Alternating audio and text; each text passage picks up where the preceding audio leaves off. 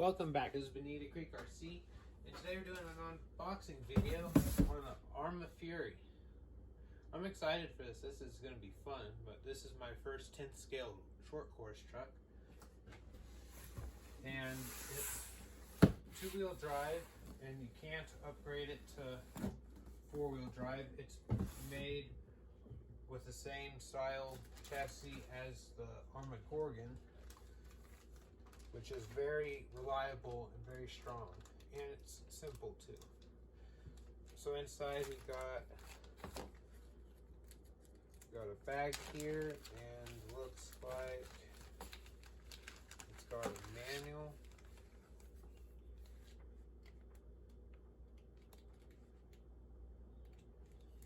Got stuff in a bunch of languages. What's in here? Probably the charger.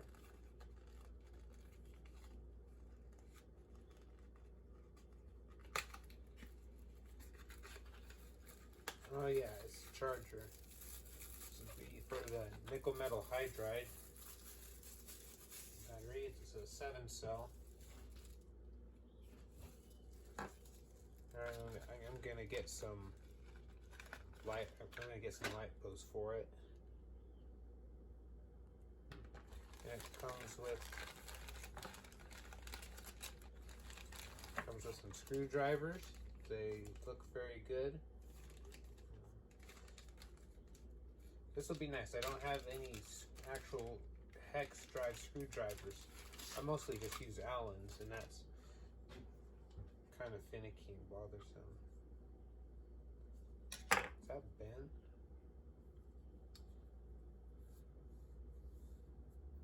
That's bent. Okay. This one bent?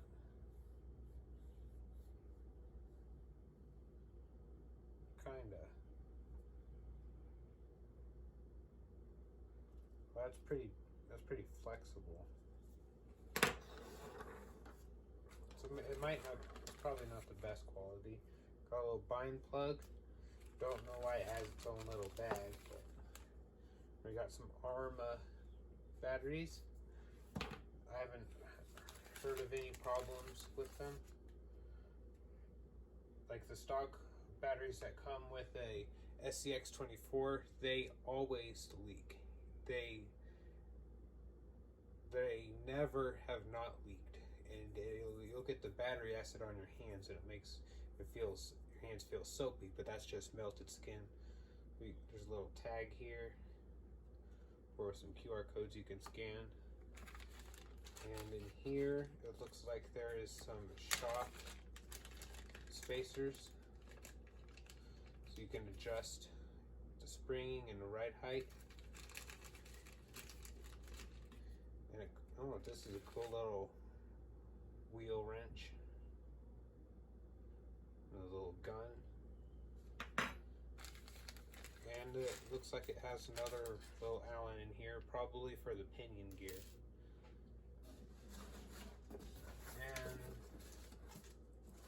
And let's see, here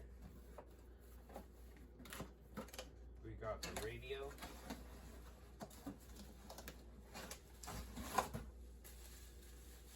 It's an SLT2. I have one of these radios already, and it's pretty nice. It's very simple. It has the trigger tension's a little stiff. The wheel feels good. It has a foam wheel, which is very nice to have. It doesn't have a normal bottom on it, so you just set them down on those little points there, and it works great. And nothing else in there.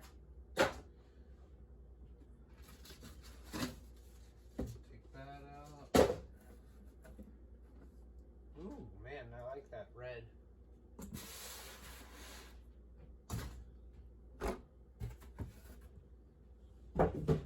That looks nice.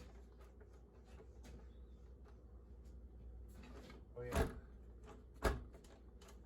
Suspension feels very nice, very soft. Look at that suspension travel. That is cool. And look look at the angle that the front suspension moves at. That's kind of interesting.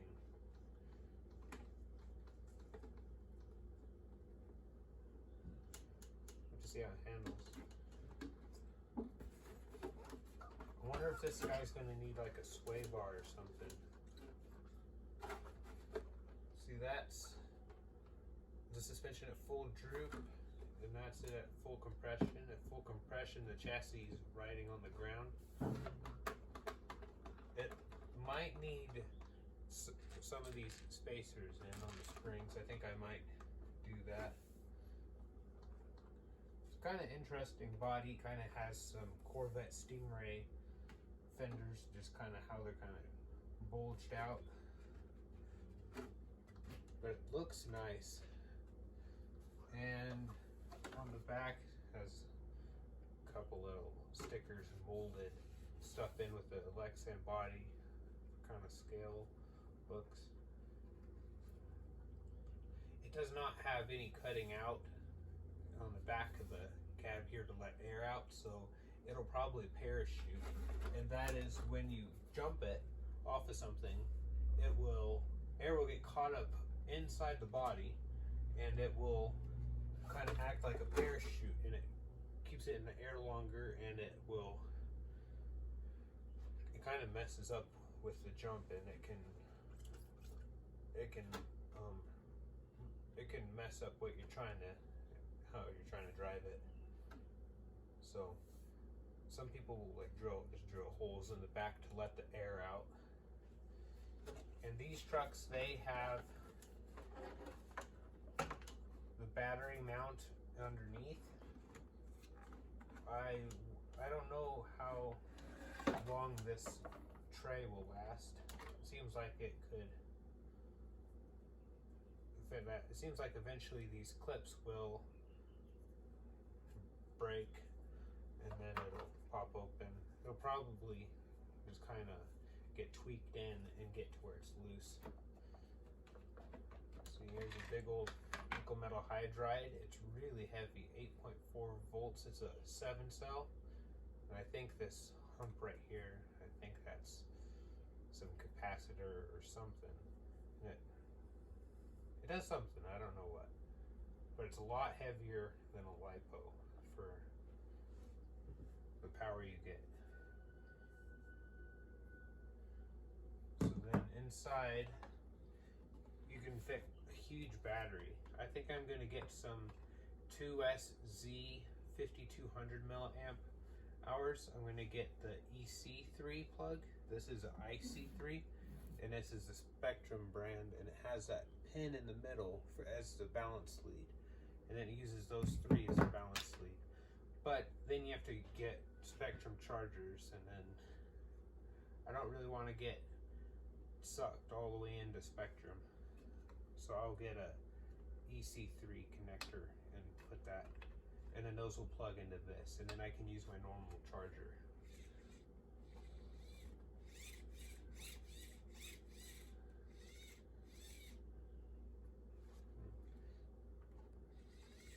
Got some decent Arrma steering in it, so it gets the outer one turns more.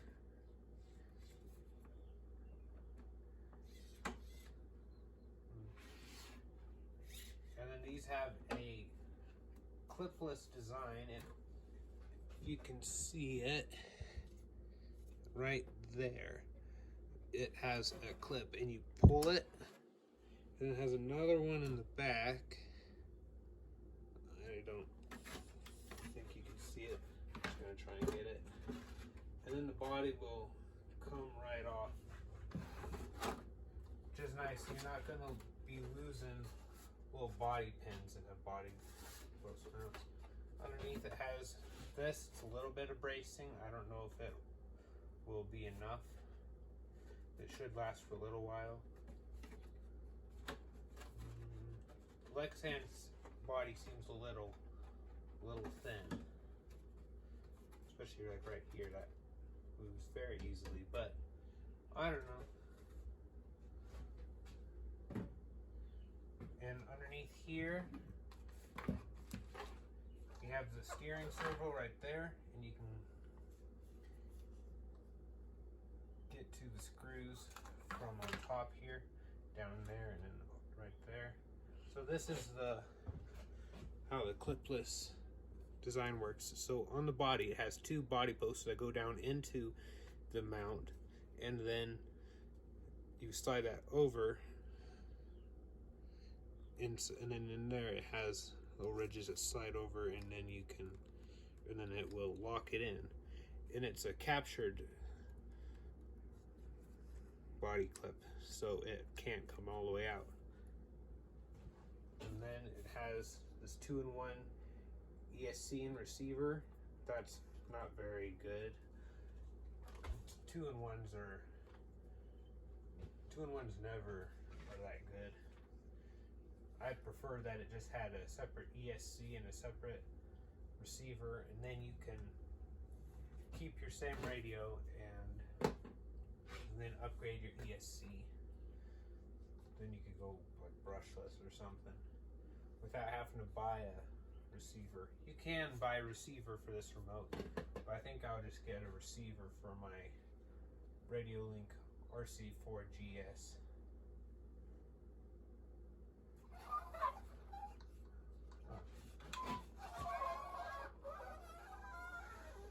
Kind of squealy on here. The tires feel they feel pretty soft for the first little bit, and they feel like they're going to be very grippy. And right there it has a spot to mount a fan. Then the motor is in the side of the chassis right there. So it's kind of tricky getting a brushless motor to fit.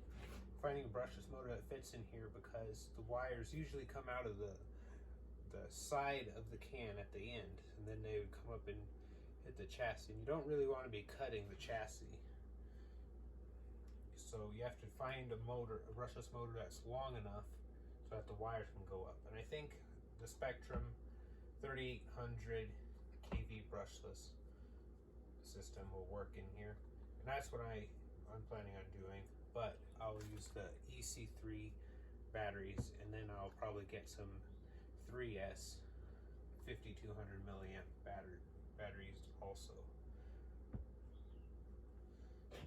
Let's see, is there any steering change with the suspension? See, trying to look at it from above. No, it looks like they keep fairly straight. They get more camber when they get camber real quick when the suspension droops. These are huge shocks. Well, for me anyway. This is my first vehicle with shocks even near that. Like my 10th scale crawler, it has like crawler shocks on it. But these are huge.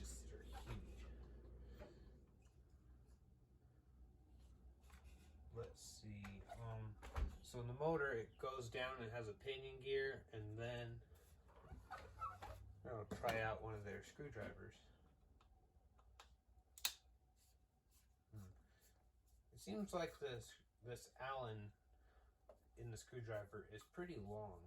And it's kind of bendy. It's like it's made out of a marginal quality metal, so I think it will I think the tip will wear out quick. So let's see. Get that out all the way. And where's the other screws? There's one down below.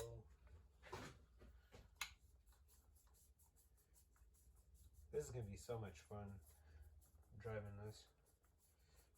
I'm going to have to get some sand paddles for the back. That'll be pretty cool.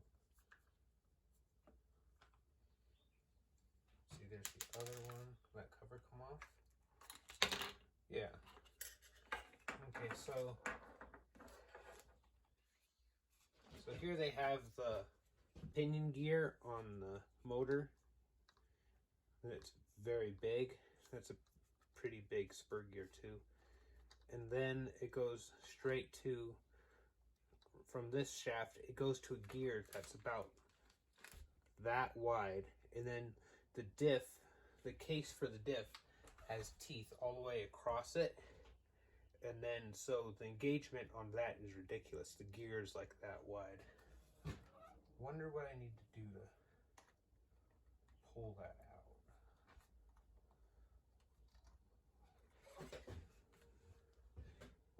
Here, I'm gonna see what I have to do to get that out, because I really want to show you that gear. We'll be back in a snap. Okay, just look at that gear. That's crazy how wide that is. So this slides into the side of the chassis there, and then all that gear width is just as wide a teeth on the diff, and the teeth are just on the outside of the case, and it gets all that engagement, which is crazy. Guys have been running like the Arrma Gorgon, which has the same transmission and stuff, on like 6S, and doing like triple backflips off of like a 10-foot jump. It's crazy. So it looks like there is a ring, like a little O-ring on the end to seal it, and it has a center bearing there, which is good, and then it has a bearing on the outside that goes into the cover. So the spur gear won't be getting torque from the motor and then trying to turn it into like twisting and trying to twist the shaft and then get the teeth to kind of get out of alignment and like strip stuff out. So it's held on both sides, so the spur gear is not going to move, which is very good.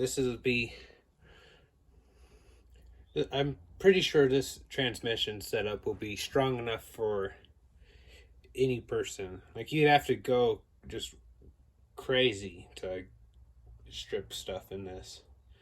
Okay, I was looking at the spur gear cover, and I saw that there was 2 holes there and there were screws.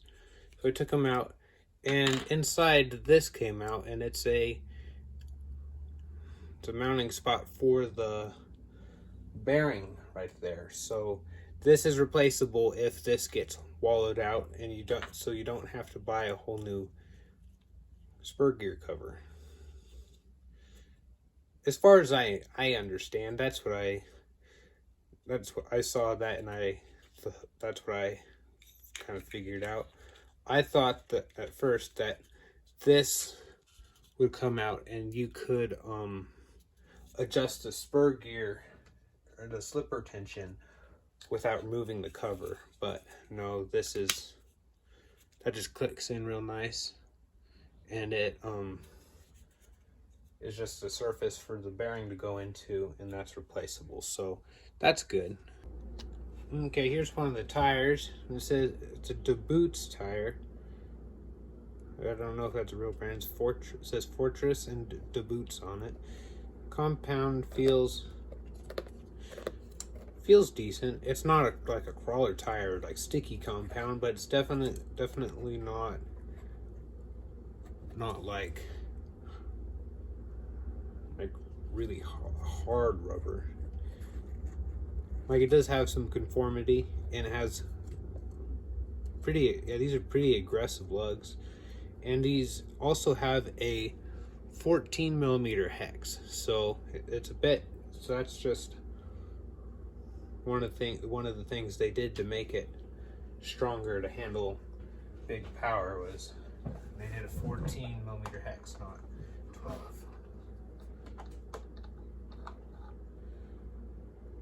Okay, now we'll use their little tool here. So this one goes to the nut on the slipper. So you're going to want to bring this along, because sometimes you want to adjust the slipper depending on your terrain. Like, if you're on like asphalt or concrete, you'll probably want it locked all the way down, but if you're on like dirt, I think you would want it to have some slip so that it will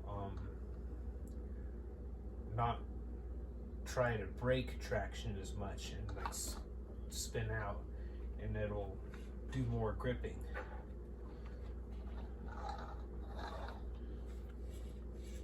Man, I'm just so excited for this. It's gonna be sweet. And also right there they have like a little, they have a little ball right there. So for a sway bar, I think. So I'm gonna have to look and see if they have a sway bar out yet. I don't think they do, but let's see. Let's put some batteries in the remote, and then we'll fire this thing up. Okay, got the batteries in the remote, and let's see what this does. Is that a push switch? Okay, so it does one beat. Huh.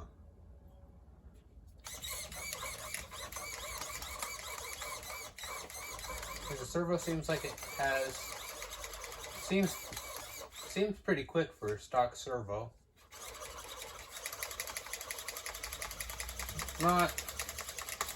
Nothing outrageously fast though.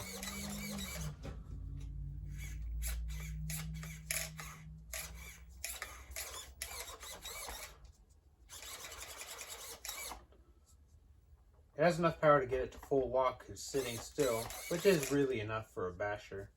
Well, not a trophy truck, or you'd want like not a crawler. You want a lot of torque on your steering servo and a crawler.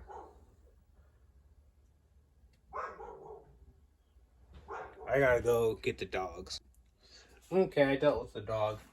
So now let's see what it has for power. Well, let's see what if it makes it's a real whiny ESC.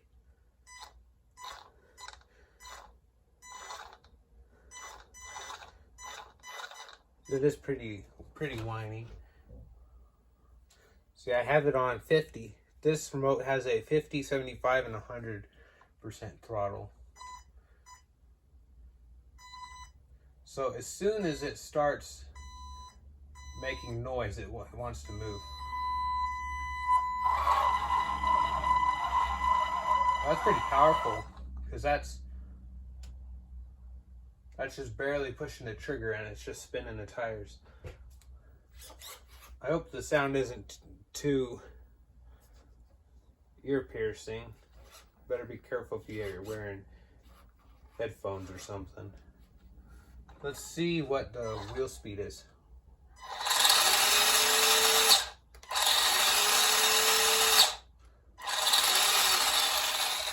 Let's see, it does get a little bit of tire balloon. Let's see.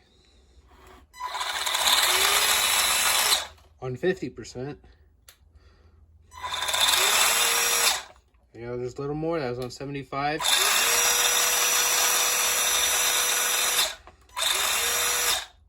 Yeah, that's tire ballooning. Yeah, on a nickel metal hydride and a brushed system, that's pretty good. Let's see if what speed's like in reverse.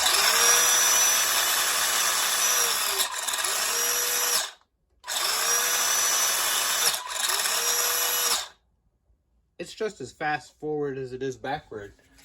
So that'd be fun. We can do some 360s and stuff. All right, let's put the body on. See, those are the pins that go into the hole, and then they have a notch on them, and then the pin slides into that notch. So let's see.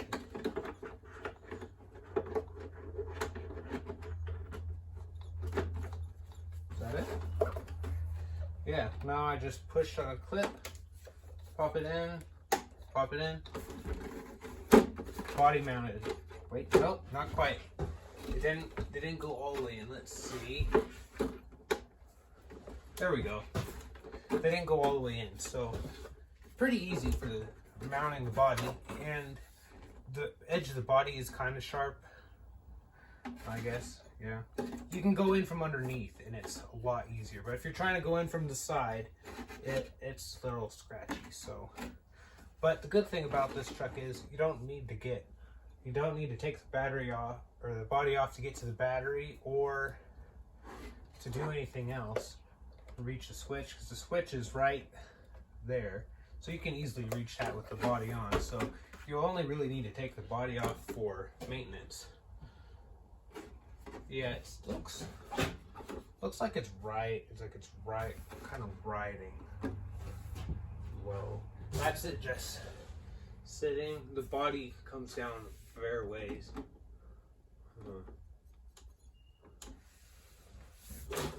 Well, I'll do some driving and then some tuning also.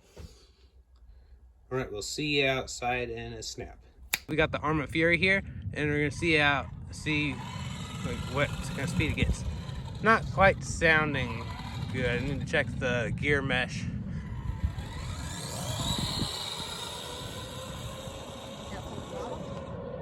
Yeah, that's full throttle. Yeah, not super fast. Woo. Other side.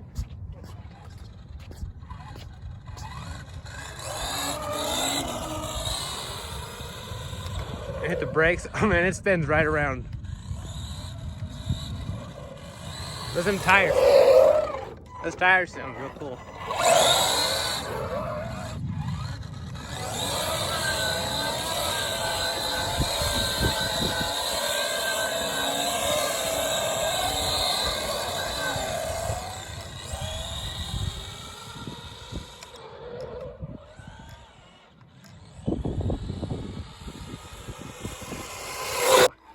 Okay, we came out to a dirt bike track. Oh man, it got stuck.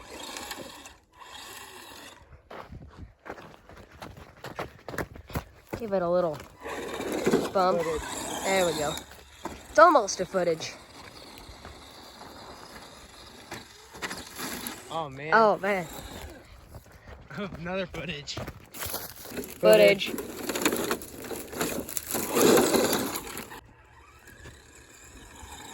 Alright. Flip back over. Doing pretty good. Oh, in the bushes. I don't think we can get that out with our feet. No, just gonna have to grab it. I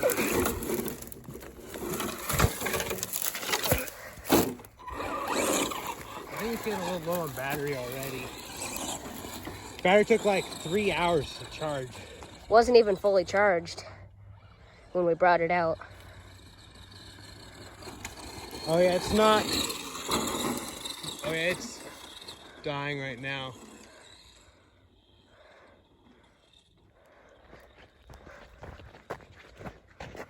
Oh, there it is. And there it is. That's battery. Well, Let's walk over here. Well, I guess that's it for the Fury. I'll have to get it fully charged and bring it back out on another video. Maybe come right back out to the same track. Pretty nice. Yeah. Alright, let's go get it. Alright, well that's it for the Fury. Okay, a couple of final thoughts on the Arrma Fury. I think it handled very well. I'm not a very good driver with it. It's going to take some time to get used to a 10th scale short course truck. But all in all, I'm very impressed with it and how well it does handle. I am disappointed in the battery though, but who isn't disappointed in nickel metal hydride? Like really. It takes like 3 to 4 hours to charge, and then it doesn't have that good of life in it. But I have some lipos coming tomorrow.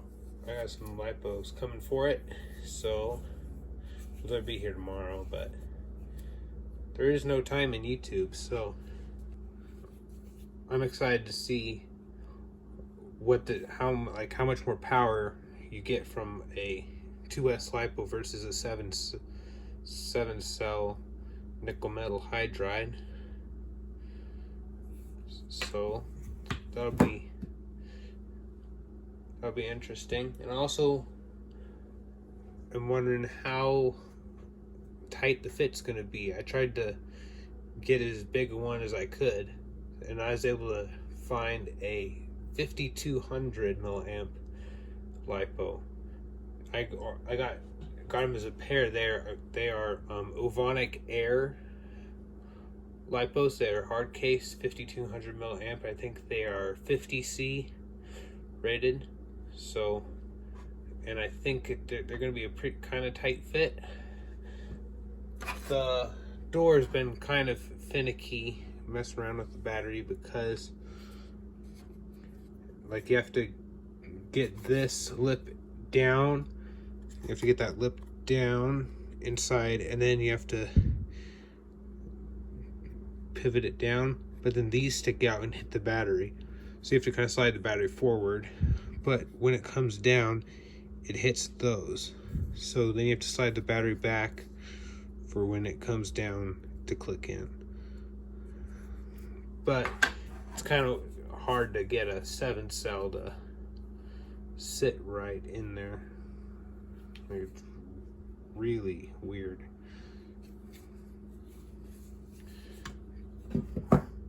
But that'll be for in the next one, and I hope you learned something from it. I had fun, and I hope you enjoyed it. We'll see you in the next one.